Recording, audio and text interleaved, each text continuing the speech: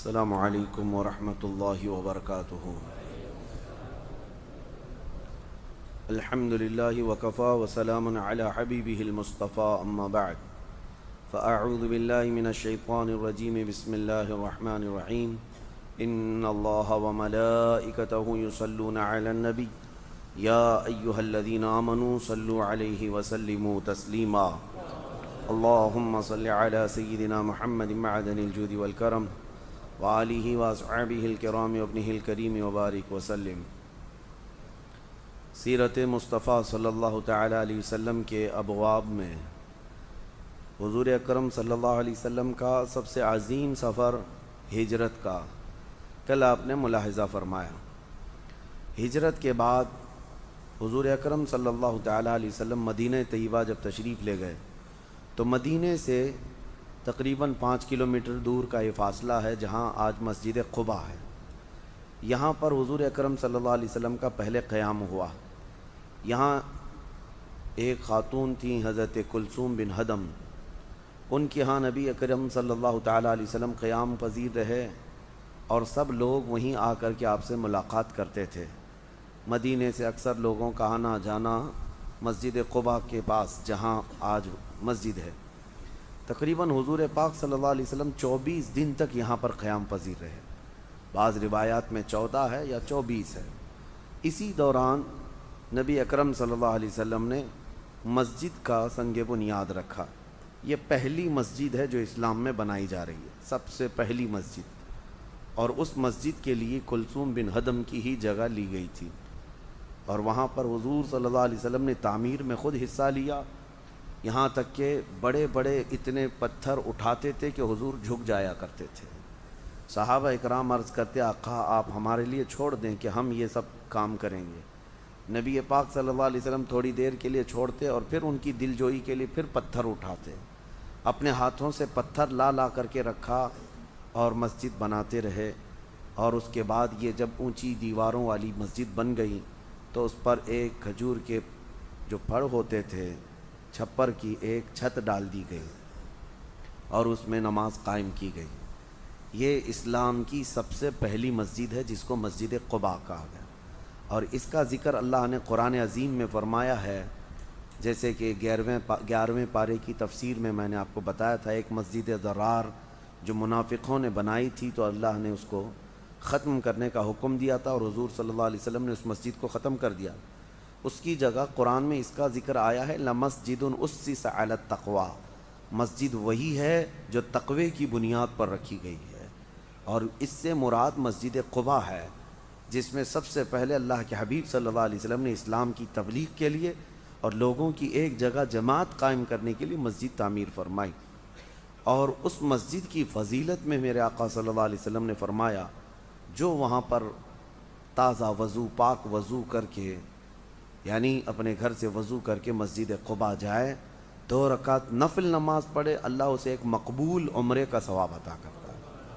عمرے میں جو ہے خانہ کعبہ کا طواف کرنا ہے اور صفا مروہ کی 7 بار سعی کرنا ہے، پھر حلق کرنا ہے احرام کی حالت میں۔ ایک محنت کا کام ہے عمرہ جو جاتے ہیں وہ جانتے ہیں، اور یہ حرم شریف میں اتنے سارے ارکان کے بعد عمرہ ہوتا ہے، لیکن مدینہ کی فضیلت یہ ہے کہ مسجد قباء میں صرف 2 رکعت نفل نماز پڑھے، اللہ اسے ایک مقبول عمرے کا ثواب عطا کرے۔ عمرے کے برابر عبادت اس مسجد میں ہے۔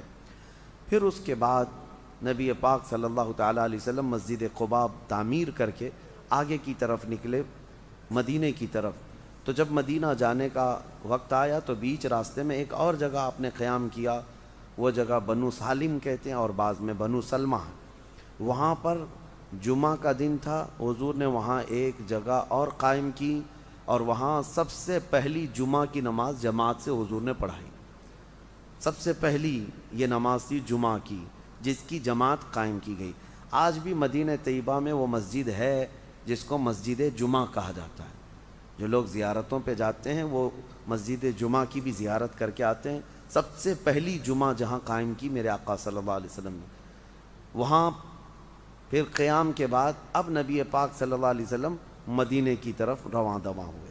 اب مدینہ جب آ رہے تھے تو پورا قافلہ نکل پڑا تھا، ہر ایک استقبال کے لیے والہانہ طور پر اپنے گھروں سے نکلے تھے۔ اس میں جو روایات ہیں، بنو نجار جو خاندان ہے وہ حضور پاک صلی اللہ تعالیٰ علیہ وسلم کے دادا حضرت عبد المطلب کا ننیھال ہے۔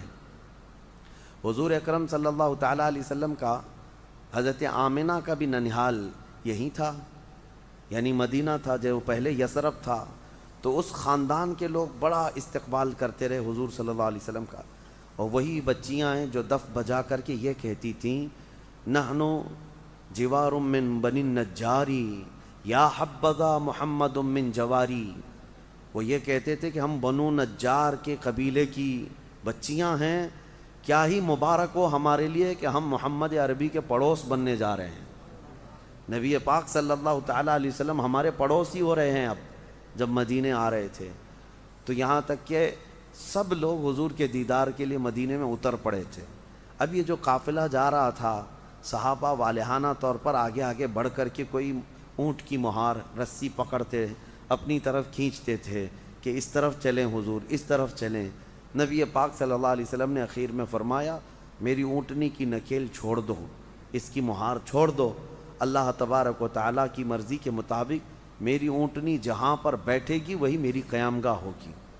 حضور جس پر سواری کریں وہ اونٹنی بھی اتنا علم رکھتی ہے کہ اسے کہاں بیٹھنا ہے۔ ہاں، صحابہ کو حضور نے فرمایا چھوڑ دو اس کو، اور اونٹنی چلتی ہوئی خرامہ خرامہ اسی جگہ پر پہنچی جہاں آج مسجد نبوی بنی ہوئی ہے۔ وہاں پر حضرت ابو ایوب انصاری کا مکان تھا، ایک صحابی، ان کے گھر کے دروازے پر جا کر اونٹنی بیٹھ گئی۔ اللہ کے حبیب صلی اللہ تعالیٰ علیہ وسلم نے فرمایا اب ہمارے میزبان ابو ایوب انصاری ہیں۔ حضرت ابو ایوب انصاری تو خوشیوں سے پھولے نہیں سماتے، وہ اور ان کی بیوی دونوں پہلے سے صحابیہ تھے۔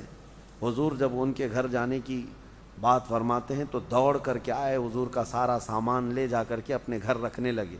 ان کی دو منزلہ مکان تھا، ایک نیچے کا اور ایک اوپر کا۔ انہوں نے عرض کیا یا رسول اللہ صلی اللہ علیہ وسلم آپ اوپر کے حصے میں بالا خانے میں آپ تشریف لے جائیں، ہم نیچے رہیں گے۔ حضور پاک صلی اللہ علیہ وسلم نے ارشاد فرمایا نہیں، میں نیچے رہوں گا، لوگوں کی ملاقات اور آنے جانے کا سلسلہ رہتا ہے، لوگوں کو ملاقات کے لیے آسانی ہو۔ تو حضور اکرم کے حکم کی وجہ سے ابو ایوب انصاری رضی اللہ تعالیٰ عنہ حضور کو وہیں پر رہنے کے لیے عرض کر دیے۔ 7 مہینے تک حضور صلی اللہ علیہ وسلم حضرت ابو ایوب انصاری کے مکان پر رہے، اور ان دنوں شوہر اور بیوی کی خدمات تاریخ میں رقم ہیں۔ حضور کے لیے سب سے پہلے کوئی بھی چیز ہوتی لاتے، اور حضور جب کھا کر کے اس میں کچھ چھوڑ دیتے، جہاں جہاں نبی پاک صلی اللہ علیہ وسلم کی انگلیاں رکھی ہوتی یہ دونوں شوہر اور بیوی جھپٹ جھپٹ کر وہاں سے کھایا کرتے تھے۔ یہ تبرک حاصل کرنا صرف ہمارا نہیں ہے، یہ صحابہ کا طریقہ ہے۔ حضور اکرم صلی اللہ تعالیٰ علیہ وسلم کے تبرک کو لیا کرتے تھے۔ حضرت ابو ایوب انصاری اوپر کے پہلے منزلے پر رہا کرتے تھے، اور یہ بھی روایت ایک عشق سے بھری ہوئی روایت ہے۔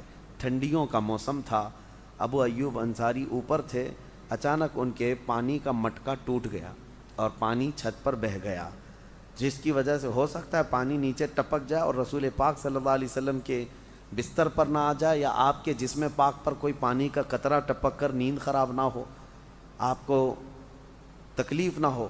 ابو ایوب انصاری اور ان کی بیوی اپنا جو بستر تھا، چادر تھی، لحاف تھا، سب پانی میں بھگو کر کے اس کو سکھا دیا، جتنا پانی تھا، یہاں تک کہ ان کا لحاف، ان کی چادر پورا پانی سے گیلا ہو گیا، اور اس کو لے کر رات بھر ٹھٹھرتے ہوئے بیٹھے رہے، سوئے نہیں، کیونکہ ٹھنڈیوں کے دن تھے، سردیوں کے دن تھے، اور پورا بستر بھگو دیا، ایک قطرہ پانی بھی چھت سے میرے آقا کے اوپر گرنے نہیں دیا۔ یہ صحابہ کا عشق نہیں ہے تو اور کیا ہے، یہ ادب نہیں ہے تو اور کیا ہے۔ نبی پاک صلی اللہ تعالیٰ علیہ وسلم کے وہ عظیم میزبان ہیں حضرت ابو ایوب انصاری، اور آج میں آپ کو بتاؤں اس ابو ایوب انصاری رضی اللہ تعالیٰ عنہ کو آج اللہ تبارک و تعالیٰ نے جو انعام اس وقت دیا، آج کے دور میں جانتے ہیں وہ کہاں ہیں؟ وہ ترکی میں آرام فرما رہے ہیں۔ ترکیوں کو یہ انعام ملا ہے، میزبان رسول ان کے ہاں آرام فرما رہے ہیں، اور الحمدللہ ترکی حضرت ابو ایوب انصاری کا بڑا احترام کرتے ہیں، ان کا مزار مبارک بھی ہے، اسی لیے ترکیوں میں عشق رسول بھی الحمدللہ کافی حد تک ہے. ظاہر سی بات ہے نسلوں میں وہ اثر آتا ہے. حضرت ابو ایوب انصاری کے مکان پر 7 مہینے رہنے کے بعد پھر اب مدینہ طیبہ میں حضور پاک صلی اللہ تعالیٰ علیہ وسلم نے ارادہ فرمایا کہ اب مسلمانوں کے لیے کوئی مسجد یہاں باضابطہ ہونی چاہیے. اب اس مسجد کا قیام کرنا تھا جو پوری دنیا کی سب سے بڑی پارلیمنٹ بھی تھی, پوری دنیا کی سلطنت جہاں سے چلانی تھی اور پورے اسلام کی شان و شوکت جہاں سے بیان کرنی تھی, اس مسجد کا قیام تھا. تو بنو نجار خاندان جو حضور اکرم صلی اللہ تعالیٰ علیہ وسلم کے جو ننہالی رشتہ دار ہیں, جیسے میں نے کہا, انہی کی ایک زمین تھی. حضور نے وہ جگہ پسند فرمائی تو ان لوگوں سے جب زمین لینے کی بات آئی تو انہوں نے یوں ہی مفت میں دینے کا عرض کیا کہ ہم یہ ہدیہ کرتے ہیں, اللہ کا گھر ہی تو بنے گا. نبی پاک صلی اللہ علیہ وسلم نے فرمایا نہیں, ہم اس کی قیمت دے کر کے اس کو زمین لیں گے. پھر پتہ کیا تو وہ 2 یتیموں کی جگہ تھی. 2 یتیم تھے اس زمین کے مالک, ان کو حاضر کیا گیا. وہ دونوں یتیم بھی عرض کرنے لگے یہ ہماری قسمت نہیں ہے تو اور کیا ہے, یہاں اللہ کے نبی کی مسجد بنے گی, ہم اس کو اللہ کی بارگاہ میں وقف کرتے ہیں, ہدیتاً عرض کرتے ہیں. نبی پاک صلی اللہ تعالیٰ علیہ وسلم نے منع فرمایا, کہا اس کی قیمت بتاؤ, اس کی قیمت کے ساتھ اس کو لیا جائے گا. دنیا میں بعد میں آنے والے یہ منافقین یہ شوشہ نہ چھوڑیں کہ اس کی زمین لے لی تھی, اس کی زمین لے لی تھی. نبی پاک صلی اللہ تعالیٰ علیہ وسلم نے ان دونوں یتیموں کو جب قیمت بتانے کے لیے کہا تو ایک قیمت طے ہوئی, اور وہ ایک اچھی خاصی قیمت تھی اس زمین کی. تو وہ زمین کو قیمت دے کر کے حضور نے مسجد کے لیے جگہ حاصل کر لی.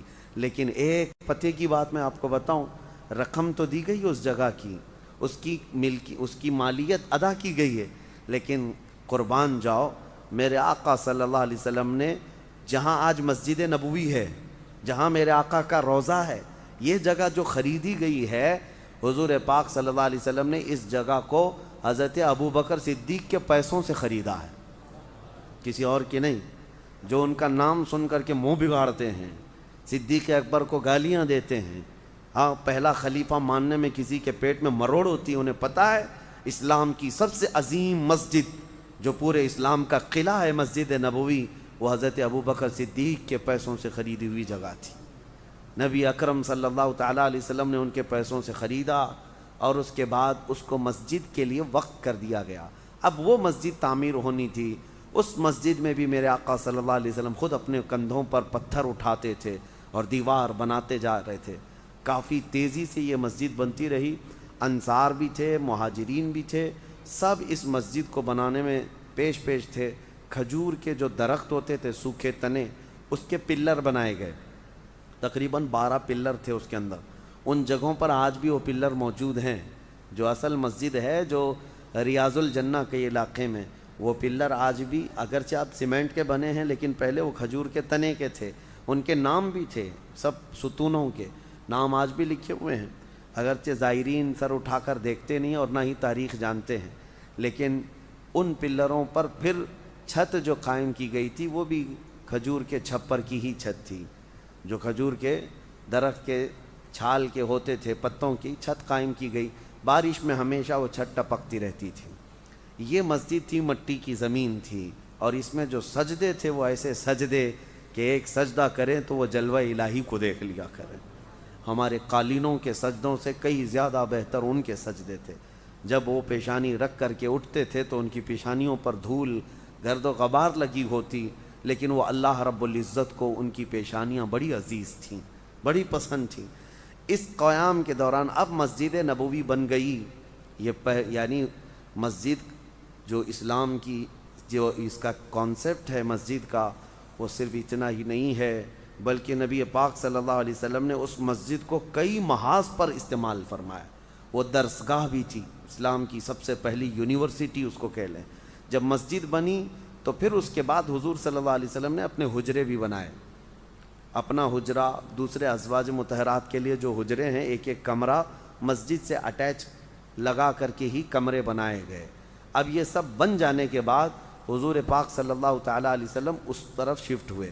لیکن ان 7 مہینوں کے بیچ میں ہی, ہجرت کے تھوڑے ہی دنوں کے بعد, آپ کے حضرت عبداللہ جو حضرت ابوبکر صدیق کے بیٹے, ان کو نہیں، حضرت زید بن حارثہ رضی اللہ تعالیٰ عنہ جو حضور کے منہ بولے بیٹے ہیں، ان کو ایک بڑی رقم دے کر مکہ بھیجا تھا، اور مکہ بھیج کر کے حضور نے اپنے پورے خاندان والوں کو وہاں سے بلوا لیا تھا۔ حضور کے خاندان والے چونکہ مکہ میں تھے، آنے والوں میں بعد میں حضرت فاطمہ الزہرا تھیں، حضرت ام کلثوم تھیں، 2 بیٹیاں حضور کی تھیں، ایک بیٹی حضرت رقیہ وہ حضرت عثمان غنی کے نکاح میں تھی، اور وہ ہجرت کر کے حبشہ گئے ہوئے تھے۔ حبشہ کی ہجرت میں نے بتایا تھا، ایتھوپیا جو 70 صحابہ پہلے ہی گئے تھے، اس میں حضور پاک کی بیٹی حضرت رقیہ بھی گئی تھی، کیونکہ وہ حضرت عثمان غنی کے نکاح میں تھی، وہ وہاں ہجرت کی ہوئی تھی۔ اور حضور کی جو سب سے بڑی بیٹی تھی حضرت زینب، وہ جس شخص کے نکاح میں تھیں، عاص جن کا نام ہے ابو العاص، وہ اس وقت تک ایمان لائے ہوئے نہیں تھے، اور انہوں نے مکہ سے انہیں حضرت زینب کو آنے سے روک دیا تھا۔ تو 2 بیٹیاں حضور کی آئیں، پھر حضرت مولا علی کرم اللہ وجہہ الکریم، اور پھر حضرت ابو بکر کا پورا گھرانہ، حضرت اسماء، حضرت عائشہ، حضرت ابو بکر کے جتنے بیٹے تھے سب مکہ چھوڑ کر اس قافلے میں مدینے آ گئے۔ اب اس کے بعد دھیرے دھیرے جتنے مکہ میں موجود صحابہ تھے سب کی ہجرت شروع ہو گئی، 1 سال کے اندر سارے ہجرت کر کے مدینے میں آ گئے۔ اب یہاں آنے کے بعد حضور صلی اللہ علیہ وسلم نے ہجرت کے 8ویں مہینے میں یا 9ویں مہینے میں عقد مواخات فرمایا۔ یہ اسلام کا سب سے بہترین پیغام ہے، پوری دنیا میں آج تک یہ کسی نے نہیں کیا، پریکٹیکلی میں کہہ رہا ہوں کسی نے نہیں کیا۔ حضور پاک صلی اللہ تعالیٰ علیہ وسلم نے عقد مواخات کس کو کہتے ہیں؟ ایک عقد نکاح ہے، عقد نکاح تو سب کو پتہ ہے، ایک مرد ایک عورت دونوں کو لے کر کے ہم نکاح پڑھواتے ہیں اور کہتے ہیں آج سے تم دونوں شوہر بیوی ہو گئے، اتنا ہی تو ہوتا ہے نا، ہم عقد کر رہے ہیں، باندھ رہے ہیں دونوں کو۔ اب وہ زندگی بھر لے کر کے چلتا ہے بیوی کو، بیوی شوہر کو لے کر چلتی ہے، عقد کا مطلب ہے باندھ دینا۔ اور نبی پاک صلی اللہ علیہ وسلم نے عقد مواخات کیا۔ عقد مواخات کا مطلب 2 لوگوں میں بھائی چارگی کو باندھ دینا۔ مکہ سے آئے ہوئے ہجرت کر کے ایک صحابی کو حضور اٹھاتے، اور پھر مدینے کے جو انصار صحابہ تھے ان میں سے ایک کو اٹھاتے اور کہتے آج سے تم اور تم بھائی ہو، دونوں کے ہاتھ ملا کر بھیج دیتے۔ یہ صرف منہ بولے نہیں تھے، انصار صحابہ مہاجرین کا ہاتھ پکڑتے اور اپنے گھر لے کر جاتے، اور پھر اپنی جائیدادیں بتاتے، میری جائیدادیں اتنی ہیں، آدھی میری آدھی تمہاری، دکانیں میری 2 ہیں تو ایک میری ایک تمہاری، سب میں انہوں نے آدھا آدھا تقسیم کر کے اپنے مہاجرین بھائی کو شریک بنا لیا۔ یہ عقد مواخات پوری دنیا میں کسی نے قائم نہیں کیا۔ منہ بولا کوئی بھی بھائی ہو سکتا ہے، لیکن جائیداد دے کر کے دکھائے، اپنے گھر میں حصہ دے کر کے دکھائے۔ ارے ماں سے پیدا ہوئے بھائی کو نہیں دیتے، آج اپنی ماں سے پیدا ہوئی بہن کا حصہ کھا کر بیٹھ جاتے ہیں۔ وہ انصار تھے جو ہجرت کر کے مکہ سے آئے ہوئے صحابہ کو ایسا بھائی بنایا تھا، ایسا بھائی۔ حضرت عبد الرحمن بن عوف کہتے ہیں میرے بھائی جو انصار تھے وہ حضرت سعد تھے، گھر لے گئے اور کہا ہر چیز میں وہ آدھا آدھا آدھا کرتے گئے، یہاں تک کہا ان کی 2 بیویاں ہیں، انہوں نے کہا میں اپنی ایک بیوی کو طلاق دے دوں گا، عدت گزرنے کے بعد تم نکاح کر لینا، اس لیے کہ مدینے میں تم نئے ہو، تمہیں بھی شادی کی ضرورت ہے۔ کون کرتا ہے یہ؟ کون کرتا ہے؟ صرف ایک فرمان رسول تھا، صحابہ اس پر ایسے عمل پیرا تھے۔ یہ عقد مواخات قائم ہوا مہاجرین میں اور انصار میں۔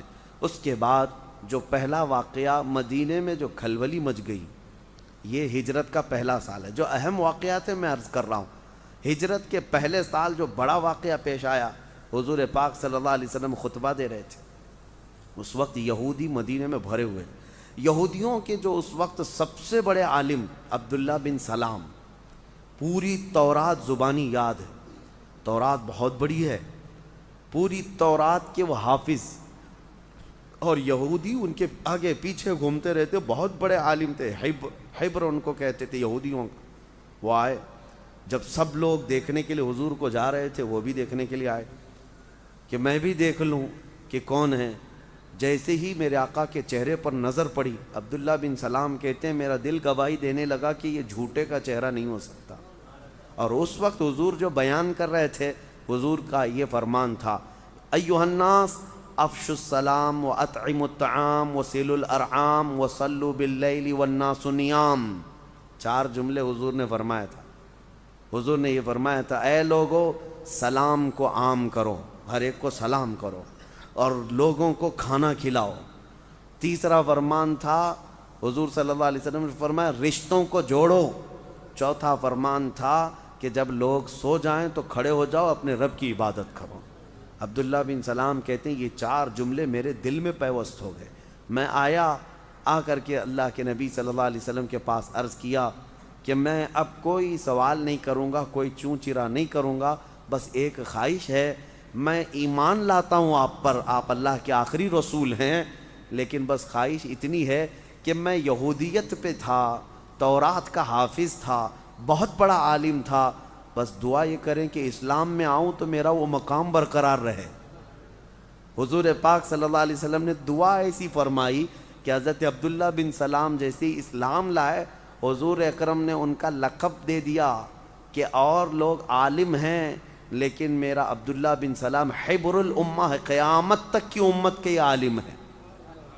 حضرت عبداللہ بن سلام امت مصطفیٰ کے بھی عالم, اور اس کے بعد ان کے حق میں قرآن کی آیتیں بھی نازل ہوئی. حضرت عبداللہ بن سلام حضور اکرم صلی اللہ تعالیٰ علیہ وسلم پر جیسی وہ ایمان لائے, یہ بہت بڑا مسئلہ تھا مدینے والوں کے لیے کہ ٹاپ لیول کا کوئی لیڈر جب کنورٹ ہو گیا ہو تو یہودی تو یتیم ہو گئے تھے بیچارے, لوگ دیکھتے رہ گئے ہمارا اتنا بڑا عالم چلا گیا. اب ان کے خلاف بھی ان لوگوں نے بہت ساری باتیں پھیلانی شروع کی, لیکن حضرت عبداللہ بن سلام کے دل میں روزانہ عشق رسول بڑھتا ہی گیا, اور حضور پاک صلی اللہ علیہ وسلم کے ایسے عظیم صحابہ میں وہ شامل ہو گئے کہ حضور کے سفر میں حضر میں ساتھ رہنے لگے. یہ مدینے کی ہجرت کا پہلا سال تھا. پہلے سال یہ امن و امان کا تھا, عقد مواخات قائم کیا, مسجد نبوی تعمیر کی. اب اس کے بعد جو جنگوں کا سلسلہ شروع ہوا وہ دوسرے سال کے بعد, یعنی ہجرت کا دوسرا سال تھا جو جنگ بدر قائم ہوئی. اب یہاں سے غزوات کا دور شروع ہوتا ہے. حضور صلی اللہ علیہ وسلم کے لیے ان کافروں نے جو جنگیں مسلط کر دی تھیں, اب اس کا بیان میں انشاءاللہ اسٹیپ بائی اسٹیپ عرض کروں گا. حضور نے اپنی زندگی پاک میں تقریباً 17 جنگوں میں شرکت فرمائی. 17 جنگوں میں حضور اکرم صلی اللہ علیہ وسلم جس جنگ میں شریک ہوئے اس کو غزوہ کہتے ہیں, اس کو غزوہ کہتے ہیں, جس میں خود حضور تشریف لے گئے, اور جس میں حضور گئے نہیں لیکن صحابہ کو حضور نے بھیجا تھا اس کو سریہ کہتے ہیں.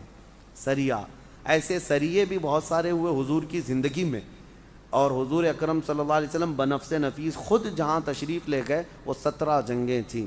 انشاءاللہ العزیز ایک کے بعد دیگرے ان کی میں جتنے میرے علم کے مطابق وہ عرض کروں گا. اب مدنی زندگی کا آغاز ہے, مکی زندگی ختم ہوئی 13 سال کی, اب مدنی زندگی حضور پاک کی ہے.